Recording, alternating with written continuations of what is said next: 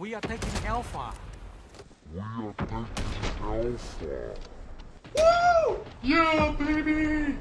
Yeah, g'day mates. Do you ever just use a gun in RS2 or any video game perhaps, and using it is just an absolute pleasure? Now in Rising Storm 2 Vietnam, you have some pretty satisfying guns such as the L1A1 and getting lots of one-taps with it, using a flamethrower and burning a whole ambush deploy, and using a bar or even a Dushka perhaps, or even a rocket launcher and just obliterating a helicopter, and you just see the kill feed with your name in it and you just killed like a whole bunch of people, or even calling in an artillery or napalm strike and just getting so many multis. I think I got the most napalm kills I've ever gotten in RS2. I think I got over 15 kills. I wish I got it on camera, but the kill feed for like a good couple of seconds just was non-stop with my name in it. It was the best napalm strike I've ever seen in my opinion. But look, I want to stay on topic. I want to talk about what I think is the most satisfying gun in RS2, and that is the Mosin Nagant. Now from memory, I put this in the C category for my rifles tier list because quite frankly, the gun is good, but it's not fantastic. Because I mean, look, you can absolutely slap cheeks with this gun, right? You can literally bend over the enemy and stick your bayonet up there, right? But can it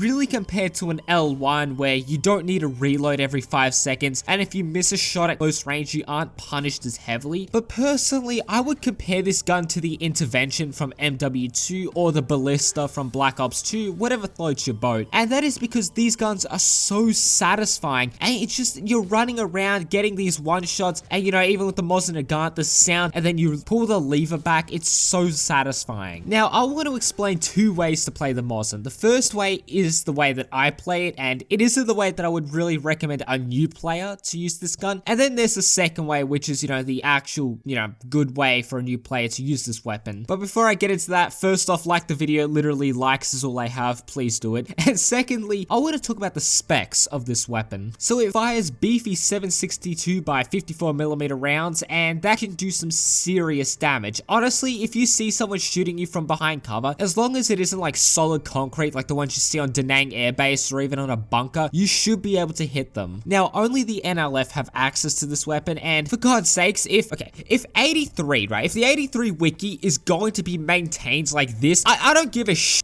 Okay, to any 83 devs watching this, you're gonna have to hand over your fucking wiki privileges to me. Okay, I'll feel that shit in myself. I don't care. But look, it has some pretty solid stats, right? It can one-shot most of the time as long as you don't hit an arm or whatnot, which can actually happen a fair bit. I swear, out of almost all the guns in the game, this is the most punishing gun to not get a one-shot with. Like, it's one thing missing a target altogether, right? You miss, and you know, with most guns, you could just take up another shot. But I mean, with most bolt-action guns in this game, if you miss a shot, it will be very punishing. However, the M40 has actually a very quick lever pull or bolt pull, whatever you want to call it. It's actually pretty fast. The Mosin Nagant's a lot slower. But I mean, you know, it's one thing missing the target altogether. You know what? You had bad aim. Everyone has it. But it's another thing hitting the target and the game basically saying, go yourself, and it's not a one shot. Like, I mean, sure, if you hit an arm or something, then fair enough. But I mean, if you hit a direct body shot and it's not a one shot, that just, oh man, that pisses me off. But in terms of specs, it has a 9 out of 10 for recoil, and honestly, it isn't that bad. You can correct the shot when you bolt the gun, or if you want to pull down the gun when, you know, you fire, you can, you know, pull down on your mouse and it sort of negates a lot of the recoil, but you don't really need to do that. It does take a fair amount of time to bolt the gun, and you can just sort of correct yourself in that amount of time. Also, I forgot to mention, if you don't turn on manual bolt for this weapon, you're using the gun wrong. It adds to the satisfaction of the weapon in my opinion. Like, a lot of my audience, I'd say, is relatively older, and a lot of them are from Europe. And these people, you know, they're always the people to say, you know, kids these days will never know the satisfaction of using a stick shift. And you know what? I'm gonna say the same in RS2. It just feels so much better manually bolting the gun yourself. But a helpful tip, right? Not just for when you're using the Mosin, but for any gun that is loaded with stripper clips. If you have, I'd say, less than half of your remaining ammo, if it's safe to do so, I'd honestly just fire the last bullet or couple of bullets so you can just get rid of all the ammo, and then you can load in a stripper. It's a lot quicker than having to reload all 4 bullets. And even with the Maz 49, I think if you have like half of your ammo remaining, he'll stick a stripper clip in there and you don't get the full amount of ammo, and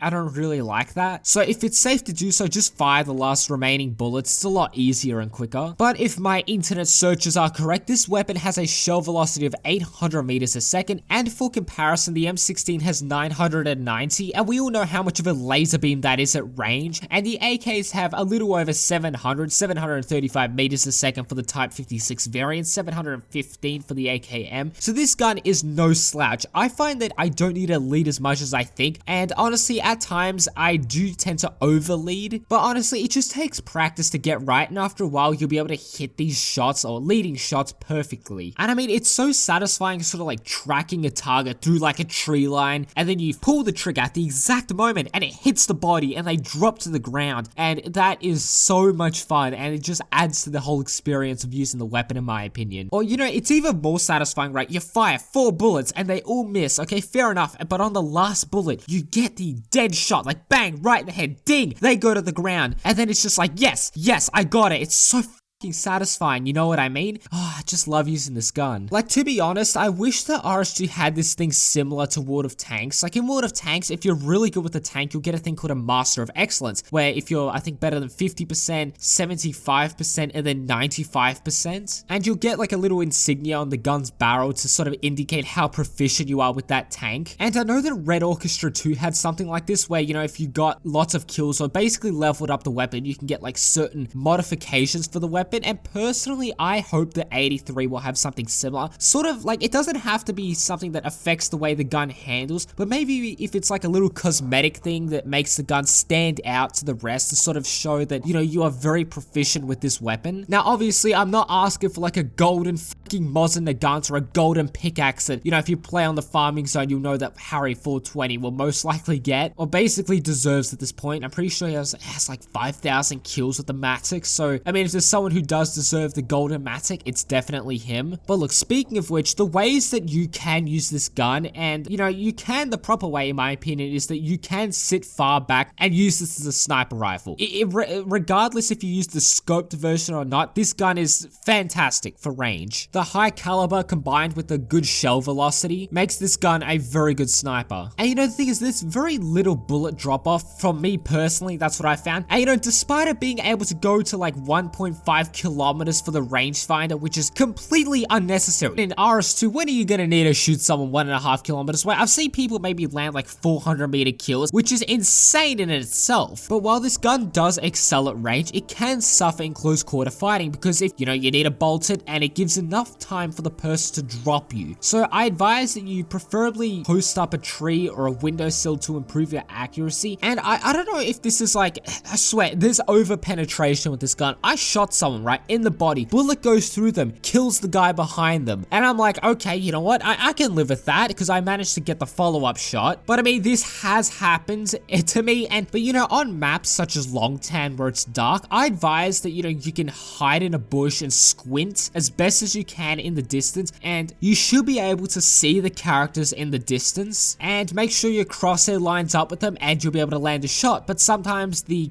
enemy do have a tendency to tank the shot. But yeah, basically using this weapon as a long-range sniper is highly advised, and it does this really well. But you know, the way that I play this gun, and it's a little stupid, but it's the complete opposite. I use this gun the same way I do as an enlisted, basically, and that is riding around like a psychopath trying to quick scope and get these one shots. It does work. Like, I mean, it's just so satisfying, aiming quickly, firing, killing someone. Even if they get like the initial shot, they shoot you, you quickly turn at them, bang, pull that bolt bitch back, and then keep running on, do a little jump, a little flick, you know, little camera flick to like people would do when they quick scope in Call of Duty. And then it's even better when you get like multis. You shoot one guy, bolt, shoot another guy, bolt, and this isn't like at long range. I mean, it's satisfying at long range, but I find it even better when you're just running around in close quarters and doing this, but that's just my opinion. Moral of the story, this gun is probably the most satisfying gun in the game because it's a bolt action. The M40 I find is also satisfying, but it doesn't sound as good as the Mosin Nagant. But you know what? Moral of the story, you know, may as well just go and pick up this weapon again if you don't like to use it, because you know, it's a good gun. It's not fantastic, but it's definitely not bad. But anyways, I'm gonna end today's video there. I hope you guys did enjoy it, because if you did, please do consider leaving a like, subscribing, sharing the video with your friends. Anyways, my name is Tantu, and I will catch you guys in the next video. Peace.